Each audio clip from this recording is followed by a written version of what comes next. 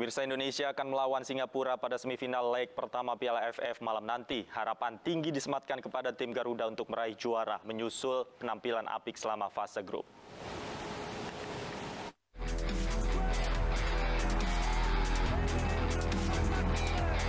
Keberhasilan Indonesia lolos ke semifinal Piala AFF disambut sukacita masyarakat Indonesia. Besar harapan publik di tahun ini, puasa gelar Piala AFF selama 25 tahun akhirnya akan usai. Prediksi saya bakal menang, Pak. Iya. Skornya berapa? Skornya saya yang mau itu adalah 5-0. Dari yang saya lihat permainan kemarin itu udah cukup baik.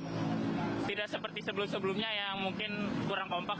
Kemarin itu permainannya seperti permainan-permainan kelas Eropa, sudah lebih baik, lebih kompak. Tetap semangat, bawa nama harum Indonesia, mutunya lebih ditingkatin lagi. Optimisme publik bukan tanpa alasan. Permainan impresif tim Merah Putih di bawah Sintayong cukup mencuri perhatian. Pelatih asal Korea Selatan itu bahkan berani membawa skuad muda untuk bertarung di ajang paling prestisius di Asia Tenggara. Usia rata-rata pemain Indonesia yaitu 23,8 tahun dan menjadi skuad termuda di antara semifinalis lainnya. Bahkan di skuad Indonesia ada 13 orang yang masih berusia di bawah 23 tahun dan hanya 2 pemain yang berusia di atas 30 tahun. Sepanjang fase grup, permainan tim Garuda juga menawan. Tak pernah kalah dan hanya sekali seri. Di laga pembuka, Kamboja yang ditukangi legenda timnas Jepang Keisuke Honda dikalahkan 4-2. Sementara di laga kedua, giliran Laos yang dilumat 5-1. Indonesia menahan imbang juara bertahan Vietnam tanpa gol pada laga ketiga. Dan di laga penentuan fase grup, tim Garuda menerkam Harimau Malaya 4-1, sekaligus menyingkirkan rival klasik dari ajang Piala AFF.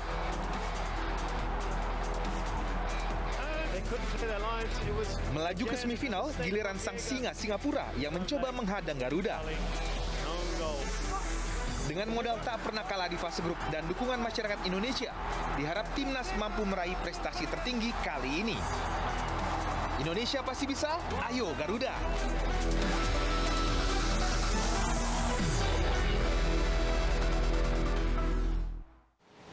Pemirsa, timnas Indonesia diisi oleh para pemain muda di Piala AFF tahun ini. Tentu membuat masa depan cerah bagi sepak bola Indonesia jika pembinaan ditangani dengan cara yang tepat. Nah, berbicara terkait pembinaan sudah bergabung bersama kami Menteri Pemuda dan Olahraga Zainuddin Amali. Selamat sore, Pak Menteri.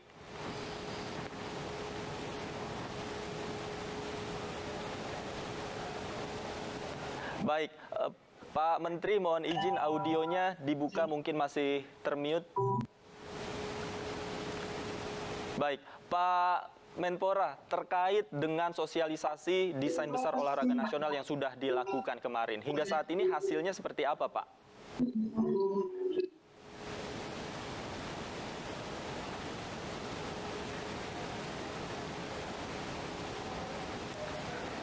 Halo Pak Menteri, bisa dengar suara saya Pak Menteri?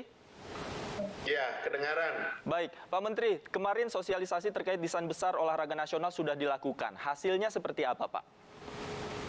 Baik, kita bicara desain besar olahraga nasional dulu, baru nanti habis itu bicara timnas ya. Iya, siap.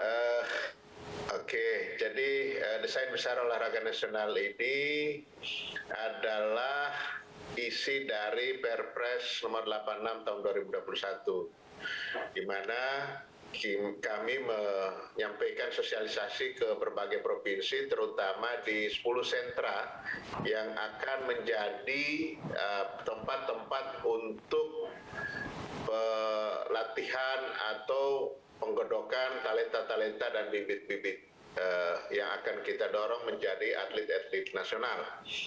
Nah, kenapa kami harus berkeliling ke berbagai tempat, berbagai provinsi? Karena di situ ada tugas dari para gubernur, para bupati, wali kota yang harus kami sampaikan agar supaya desain besar olahraga nasional ini bukan hanya dilaksanakan oleh pemerintah pusat, tetapi pemerintah provinsi, kabupaten, kota harus melakukan itu. Dan di dalam desain besar olahraga nasional ini terintegrasi semuanya dari hulu sampai ke hilir. Hulunya adalah kebugaran di masyarakat, hilirnya adalah prestasi.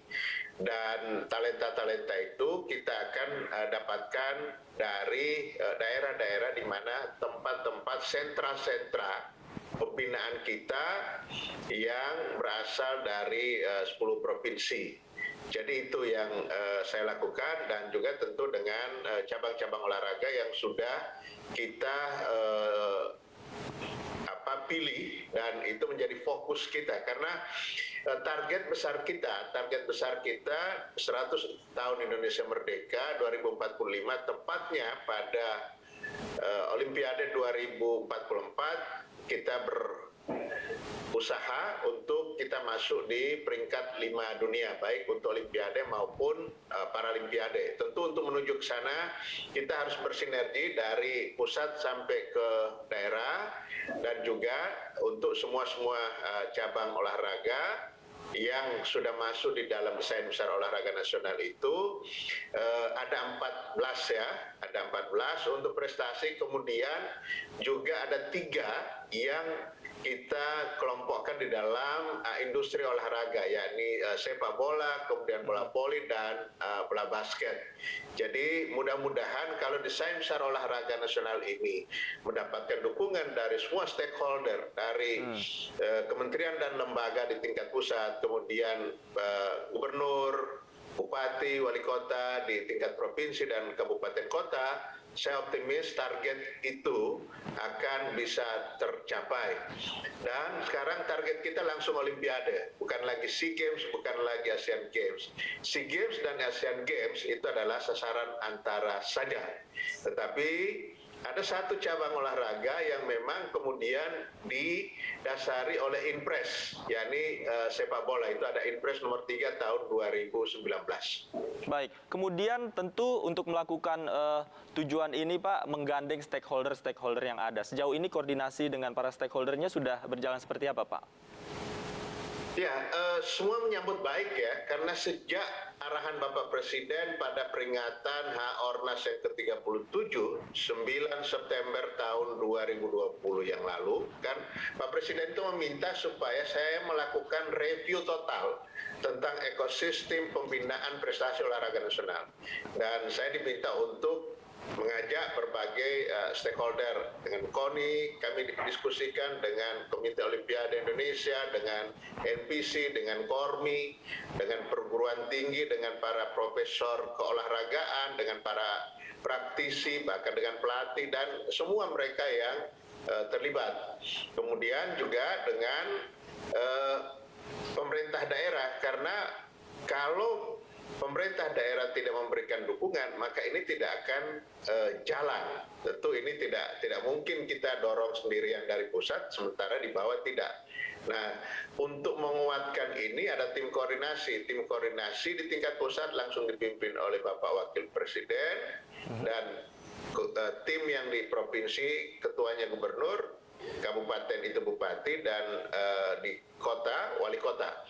Nah ini kita berharap semua bisa bersinergi, tahapan-tahapan kita, target-target kita dari Olimpiade ke Olimpiade, dan sampai puncaknya Olimpiade 2044 yang akan bertepatan dengan 100 tahun Indonesia Merdeka. Indonesia berada di peringkat 5 dunia Olimpiade dan peringkat 5 dunia Paralimpiade. Baik, Pak, tujuan DBON ini kan salah satunya adalah memberikan pembinaan sejak dini terkait talenta-talenta muda yang ada di seluruh Indonesia. Sejauh ini potensi talenta muda yang dimiliki oleh kita seperti apa, Pak? Ya, saya kira sebenarnya kita ini ya dengan penduduk yang hampir 270 juta jiwa sekarang, talentanya luar biasa banyak. Cuman memang manajemen kita untuk mengelola talenta ini yang belum kita rapikan. Tata kelolanya yang belum rapi, makanya dalam desain besar olahraga nasional ini itu dibuat sistematis, terencana, terukur, dan jangka panjang. Sebenarnya kita punya potensi, sangat punya potensi. Oleh karena itu tempat-tempatnya kita sebar di 10 provinsi sesuai dengan talenta-talenta yang ada di daerah masing-masing. Tentu berbeda misalnya mereka yang ada di Papua sana dengan yang ada di Sumatera Utara, talentanya kan berbeda. Kemudian apa yang ada di provinsi-provinsi di Pulau Jawa dengan yang di luar Pulau Jawa juga berbeda. Nah, ini kita akan lihat dari sini, kemudian kita akan mendapatkan talenta dan bibit-bibit itu yang nanti ujungnya adalah tim nasional yang menjadi atlet elit nasional dari berbagai cabang olahraga. Jadi tentu tim-tim nasional dari misalnya bulu tangkis, dari angkat besi, dari panahan, dari menembak, renang, atletik dan lain sebagainya, itu kita dapatkan sumbernya dari talenta-talenta daerah. Baik. Bicara soal talenta muda, Pak, Timnas Indonesia yang berlaga di AFF nanti malam juga diisi oleh para pemain muda, Pak. Prediksinya nanti malam Timnas akan berhadapan dengan Singapura. Anda melihatnya seperti apa, Pak? Ya, sebenarnya kan mereka ini sebagian kita persiapkan untuk FIFA World Cup Under-20 yang rencananya 2021. Cuma karena pandemi kemudian dia bergeser ke 2023. Piala Dunia U20 waktu itu ya. Nah, mungkin mereka sudah lewat nanti 2023 sudah tidak bisa masuk di Under-20.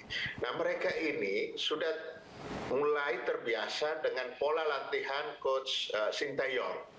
Nah, bisa kita lihat dari perjalanan sejak babak-babak penyisihan, setiap ketemu lawan yang berbeda, strateginya berbeda dari Sintayong. Dan saya kira dia pilih pemain-pemain yang cocok dengan karakter yang diinginkan. Misalnya kita lihat terutama yang terakhir ya, pada saat main lawan Malaysia, mereka sangat cepat dan lain sebagainya. Nah, dengan Singapura pasti Sintayong akan mengeluarkan strategi yang berbeda dan saya punya keyakinan tim kita akan mendapat poin di dalam pertemuan nanti. Baik, tentu itu menjadi harapan kita bersama bahwa Indonesia nanti malam akan menang dari Singapura. Terima kasih atas waktunya Bapak Menteri Pemuda dan Olahraga Republik Indonesia Zainuddin Amali sudah bergabung bersama kami di iNews Sore. Selamat sore.